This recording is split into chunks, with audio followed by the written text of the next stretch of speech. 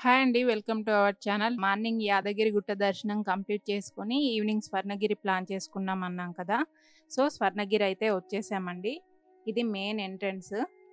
Entrance మధ్యలో వైష్ణవ భక్తుల గురువైన రామానుజాచార్యుల వారి విగ్రహం ఉంటుంది. ఇక ఇవి ద్వారపాలకుల విగ్రహాలండి. రెండు వైపులా ఉంటాయి. ఇలా మనం ఎంట్రన్స్‌ని దాటుకొని లోపలికి రాగానే మనం లోపలికి వెళ్ళడానికి ఒక వే, అలాగే రిటర్న్ వెళ్ళడానికి ఒక వే ఉంటుంది. రైట్ సైడ్‌లో అంతా పార్కింగ్ ప్లేస్ ఉంటుంది. పార్కింగ్ ప్లేస్ అయితే చాలా పెద్దగుంది. కారు పార్కింగ్‌కి అయితే ₹50 చార్జ్ చేస్తున్నారు. బైక్ అయితే మేబీ 10-20 రూపీస్ ఉండొచ్చు. ఇక ఇటు సైడ్ చెప్పుల స్టాండ్స్ కూడా ఉంటాయండి. తెలంగాణలో అతిపెద్ద వెంకటేశ్వర దేవాలయం ఈ స్వర్ణగిరి ఆలయం. ఈ ఆలయాన్ని యాదాద్రి తిరుమల అని కూడా పిలుస్తారండి. మార్చి 6, 2024లో ఈ టెంపుల్‌ని ఓపెన్ చేశారు. ఇక్కడ చిన్నజీయర్ స్వామి వారి చేత విగ్రహ ప్రాణప్రతిష్ఠ జరిగింది. అప్పటి నుండి భక్తుల రద్దీ రోజు రోజుకు పెరుగుతూనే ఉందండి. మాకు ఈ రోజు స్వామివారిని దర్శించుకునే భాగ్యం కలిగింది.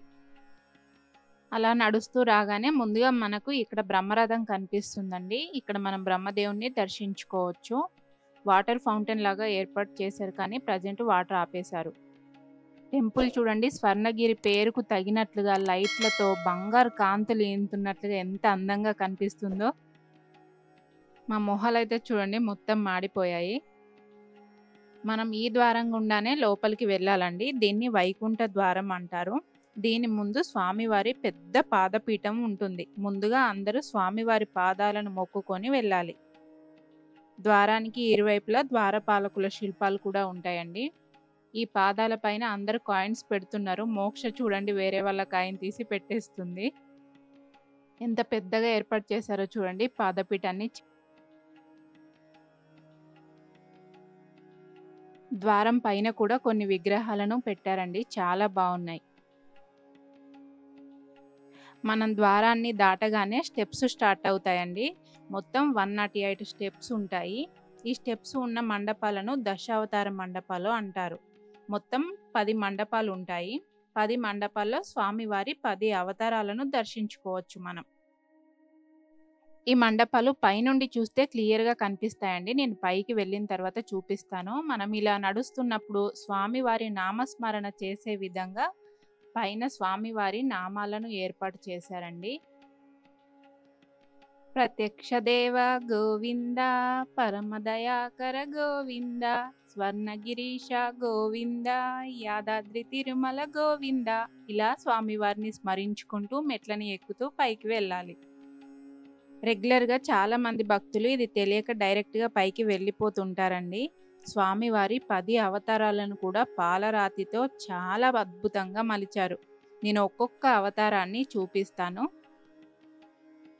ఇది స్వామివారి మత్స్య అవతారం అండి. ఇది కూర్మ అవతారం. చూడండి ఎలా పాలరాతితో మెరిసిపోతున్నాయో. ఇది వచ్చేసి వరాహమూర్తి అవతారం అండి. ఇది నరసింహ అవతారం. ఇది వామన అవతారం. ఇది పరశురామ అవతారం. ఇది శ్రీరాముని అవతారం అండి. ఇది బలరాముని అవతారం. ఇది శ్రీకృష్ణ అవతారం. ఇలా 10 అవతారాలని ఒక్కొక్క మండపంలో పెట్టారు. నేనైతే అన్నీ ఒకేసారి చూపిస్తున్నానండి. ఇక ఇది ముందు భవిష్యత్తులో వచ్చే కల్కి అవతారం. ఇలా 10 అవతారాలని కూడా చక్కగా ఏర్పాటు చేశారు. స్వామివారి అవతారాలను చూసుకుంటూ పైన ఉన్న నామస్మరణ చేసుకుంటూ ఈజీగా 108 మెట్లను ఎక్కేస్తామండి. అసలు 108 మెట్లు ఎక్కామా అన్నది కూడా తెలీదు. స్టెప్స్‌కి పక్కనే గరుడ మండపం ఉంటుందండి. ఈ శిల్పం బ్యాక్ సైడ్ కూడా మనం గరుడని దర్శించుకోవచ్చు. ఇది వచ్చేసి టెంపుల్ యొక్క ఈస్ట్ గోపురం అండి. మనం దీని గుండానే దర్శనానికి వెళ్ళాలి.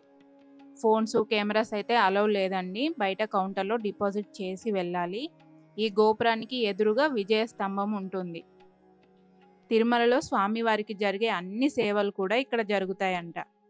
అలాగే ఇక్కడ 3 రకాల దర్శనాలు ఉన్నాయండి. ఫ్రీ దర్శనం, ₹50 స్పెషల్ దర్శనం, అలాగే ₹100 అర్చన ఉంటుంది. దీనికి 2 మెంబర్స్‌ని అలౌ చేస్తారు. ఇంకా డోనర్ ఎంట్రీ కూడా ఉంటుందండి. దానికి 1000 రూపీస్ ఛార్జ్ చేస్తారు. 4 మెంబర్స్‌ని అలౌ చేస్తారు. వారికి స్వామివారి వస్త్రము, ఫోటో ఫ్రేమ్, ప్రసాదం ఇస్తారు. అలాగే ఈ గోపురం పక్కనే మనకి వినాయక మందిరం కూడా ఉంటుంది. ఇక్కడ గర్భాలయంలో స్వర్ణగిరి వెంకటేశ్వర స్వామిని మనం సువర్ణమూర్తిగా దర్శించుకోవచ్చు. స్వామివారి విగ్రహం 16 అడుగుల ఎత్తు ఉంటుందంట. అలాగే గోపురం పైన సువర్ణ విమాన వెంకటేశ్వర స్వామి ఉంటారండి. మీరు వచ్చినప్పుడు కూడా తప్పకుండా దర్శించుకోండి. మనకు తిరుపతిలో కూడా గోపురం పైన ఈ విమాన వెంకటేశ్వర స్వామి ఉంటారు. ఇండియాలో ఉన్న 108 విష్ణు దివ్య దేశాల నుండి తెచ్చిన నీటిని, మట్టిని ఈ గుడి గర్భాలయం కింద ఉంచి దానిపైన స్వామివారి విగ్రహాన్ని ప్రతిష్ఠించారంట. ఈ టెంపుల్ లోపల వెంకటేశ్వర స్వామితో పాటు మరికొందరు దేవుళ్ళను కూడా మనం దర్శించుకోవచ్చు.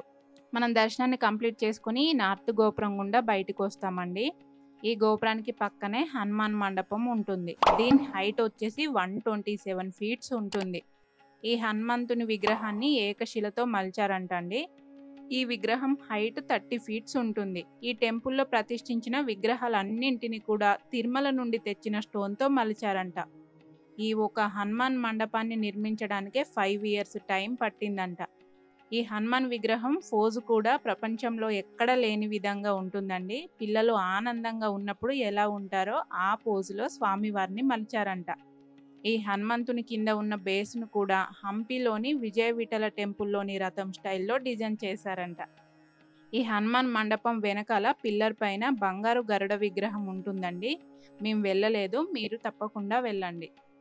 ఇక మనకి హనుమాన్ మండపం పక్కనే జయగంట మండపం ఉంటుందండి.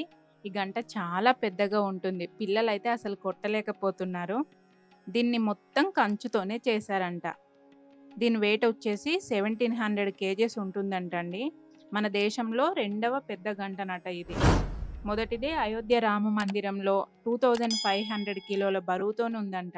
మనం ఈ జయగంటను ఒక్కసారి మోగిస్తే 2 మినిట్స్ వరకు కూడా మనం ముట్టుకుంటే దాని వైబ్రేషన్ని ఫీల్ అవ్వచ్చంట. దాని శబ్దం కూడా 2 మినిట్స్ ఉంటుందంట. ఈ స్వర్ణగిరి టెంపుల్లో దేని ప్రత్యేకత దానికే ఉందండి. చాలా బాగా నిర్మించారు.